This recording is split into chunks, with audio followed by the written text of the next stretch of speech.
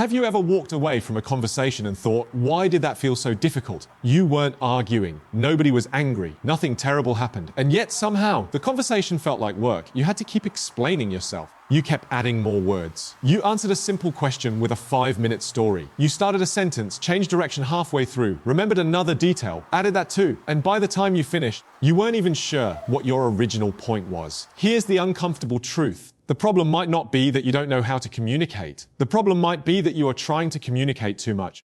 There is one speaking habit that makes conversations harder than they need to be. And most people don't even realize they're doing it. You keep talking after you've already made your point. And I know what you're thinking.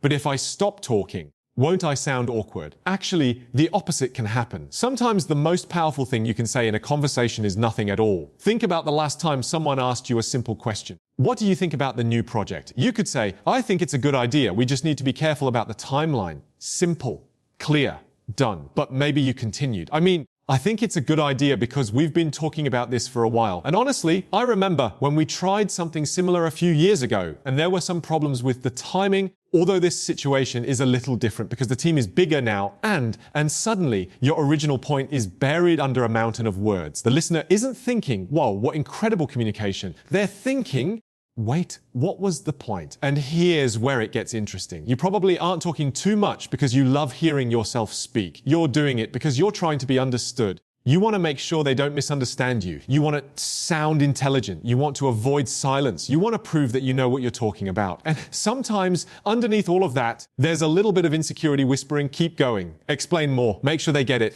But communication doesn't become clearer just because you add more words. Think about a glass of water. If someone is thirsty, 1 glass helps. 10 glasses don't make the first glass more effective. At some point, more becomes less. And that's exactly what happens with speech. The first lesson is simple: learn to recognize when your point is complete. This sounds easy. It isn't. Because most people don't actually finish their sentences when their idea is finished. They finish when their anxiety is finished. Those are two completely different things. Imagine you're in a meeting and someone asks you why you chose a particular strategy. You say, because it gives us more flexibility. That's the answer. But then your brain notices a silence, and silence feels uncomfortable. So you add, obviously there are other options too, and I did consider those, but I just felt like this one made more sense, especially because why did you continue? Because the silence made you nervous. Here's the experiment I want you to try. The next time you answer a question, give your answer and then stop. Don't immediately rescue the silence. Let the other person decide whether they want more. This tiny pause can completely change how you sound. Instead of sounding uncertain, you begin to sound composed. Instead of sounding like you're asking for approval, you sound like you trust your own answer. And that brings us to something much deeper. Confidence isn't always about having more to say.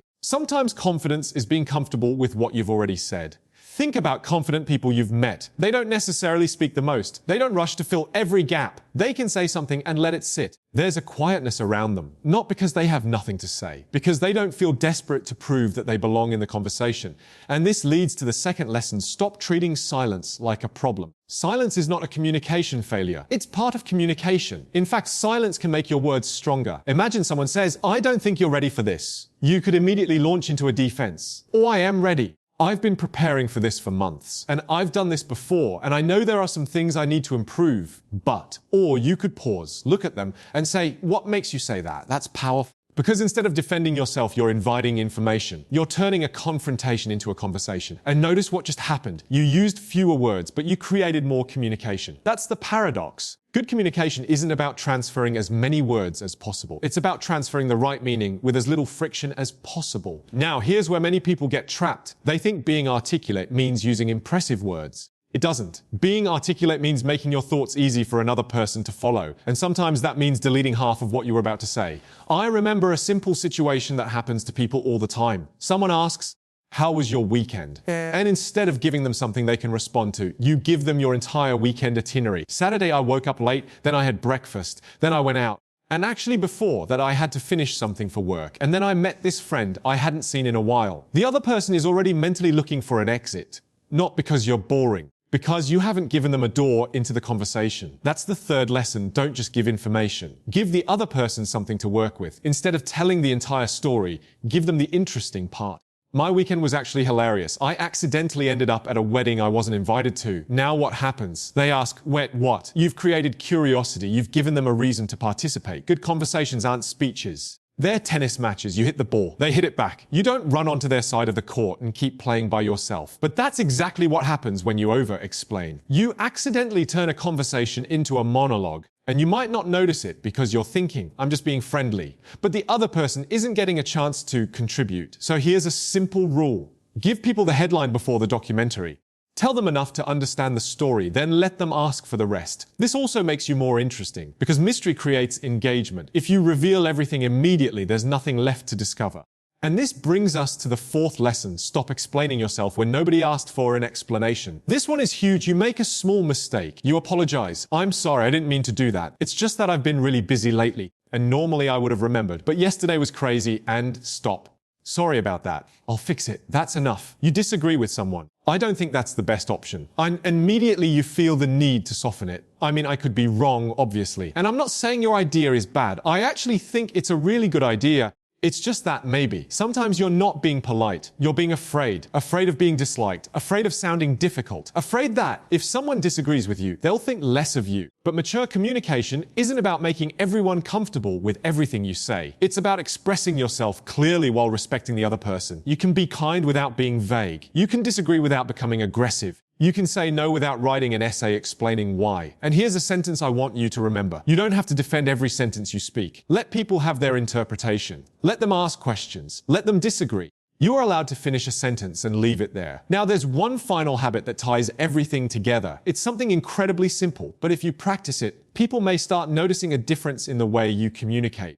Before you speak, ask yourself one question. What is the point? Not, what can I say? Not, how can I sound smarter? Not, how do I make them like me? Just, what is the point? If you're telling a story, what's the point? If you're giving an opinion, what's the point? If you're explaining a problem, what's the point? If you're answering a question, what's the point? Because when you know the point, your words become organized around it. Imagine you're giving someone directions. If you know exactly where they're going, you can say, take the second left, then the building is on your right. But if you don't know where you're going, you'll start saying things like, go down this road, and I think there's a turn somewhere. Actually, maybe it's the next road, wait. That's what happens inside your speech when your thought isn't clear. Your mouth starts searching for your brain, and the listener gets lost with you. So before important conversations, take 5 seconds. Ask yourself, what do I actually want this person to understand? That 5-second pause can save you 5 minutes of talking.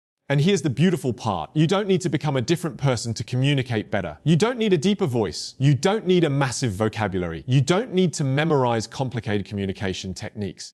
You need to become more intentional. Speak when you have something to add. Stop when you've made your point. Pause when you need to think. Ask questions when you're curious. And let other people participate. Because the goal of communication isn't to make people hear more of you. It's to help them understand you. There's a difference. The next time you feel yourself talking faster because you're nervous, slow down. The next time you feel the urge to explain something you've already explained, stop. The next time silence appears after you speak, don't panic. Let it breathe. And the next time you catch yourself thinking, I need to explain this better, ask yourself whether you actually need more words or whether you simply need more confidence in the words you've already chosen. Because sometimes the sentence doesn't need improving. You just need to trust it. And maybe that's the real shift. The best communicators aren't people who have learned how to say everything. They're people who have learned what doesn't need to be said. So the next time you're in a conversation, don't try to impress people with how much you can say. Try to make it easier for them to understand you. Say what matters. Pause. Listen. Let the other person speak. And when your point is complete, have the confidence to stop. Because sometimes saying less isn't saying less. It's finally giving your words enough space to be heard.